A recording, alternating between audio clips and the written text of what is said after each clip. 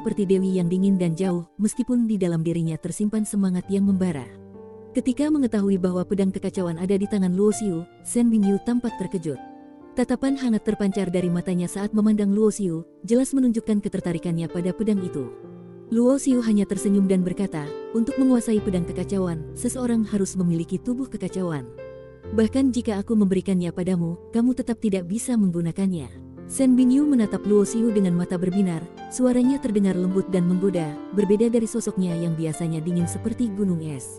Asalkan kau mau membantuku, aku bersedia memenuhi apapun permintaanmu. Apapun permintaan. Luo Xiu mengangkat alis, menatap Shen Bingyu dari ujung kepala hingga kaki dengan tatapan bermakna.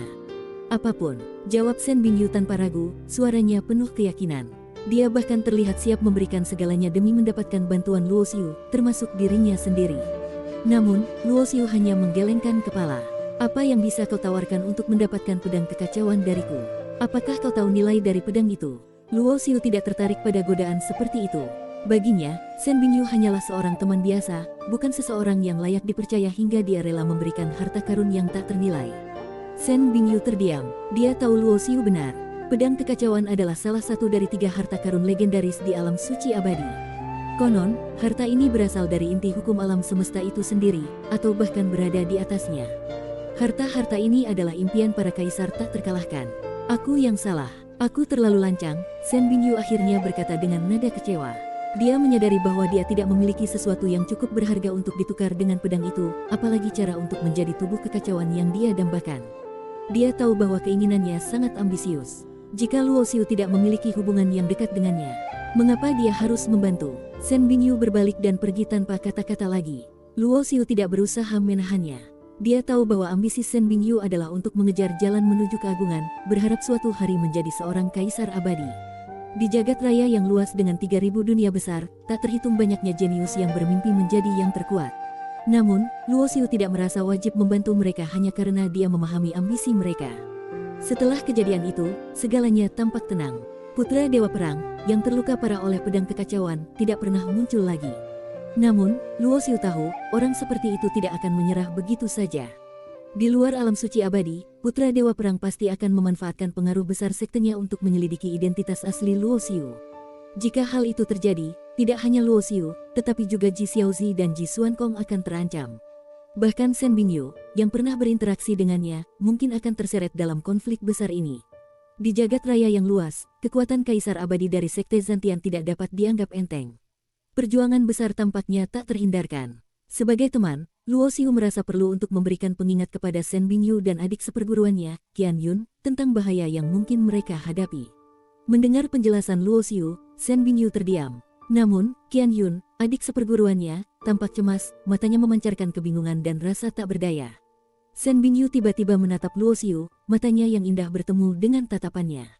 Dia bertanya dengan nada tajam, siapa sebenarnya dirimu? Dia melanjutkan, nama Yanmo bukan nama aslimu, bukan. Sebagai bagian dari sekte besar seperti Istana Wuliang, Shen Bingyu memiliki akses ke banyak informasi. Dalam 3.000 dunia besar, nama-nama para jenius muda berbakat biasanya telah tercatat di berbagai sekte kaisar. Namun, tidak ada informasi apapun tentang seseorang bernama Yanmo. Hal ini membuat Shen Bingyu mencurigai bahwa Luo Xiu dengan sengaja menyembunyikan identitas dan asal-usulnya. Jika Putra Dewa Perang keluar dari alam suci abadi tanpa mengetahui identitas Luo Xiu, kemungkinan besar mereka akan mengalihkan perhatian kepada Shen Bingyu dan Qian Yun, yang terlihat dekat dengan Luo Xiu dan adik seperguruannya. Selain itu, kematian Mu Shaohuang dan putra Kaisar Hong Yun, yang dibunuh oleh Luo Xiu, juga kemungkinan akan menimbulkan dendam dari keluarga Mu dan keluarga Hong. Shen Bingyu, yang biasanya dingin seperti gunung es, berbicara dengan nada agak manja.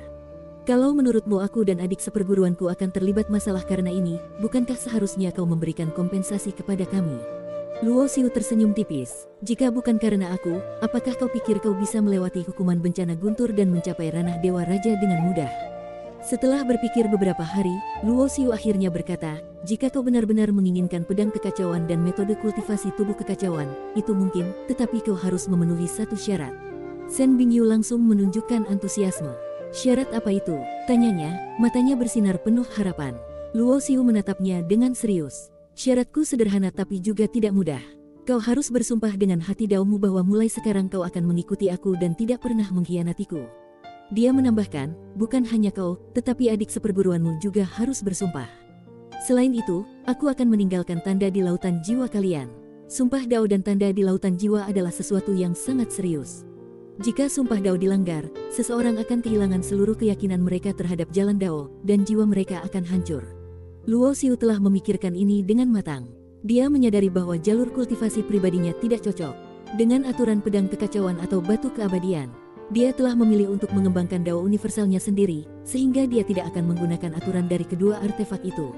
Luo Xiu memutuskan untuk memberikan batu keabadian kepada Ning Hanyu, seorang gadis muda yang sangat berbakat dalam hukum kehidupan. Adapun pedang kekacauan, dia mempertimbangkan Shen Bingyu sebagai penerima. Meskipun Shen Bingyu bukan kandidat terbaik untuk tubuh kekacauan, mencari seseorang yang memiliki tubuh kekacauan dan dapat dipercaya sangatlah sulit. Shen Bingyu memiliki bakat luar biasa dan tekad yang kuat untuk mengejar jalan bela dirinya. Dengan peluang dan kesempatan yang tepat, dia pasti akan mencapai pencapaian besar di masa depan, pikir Luo Xiu.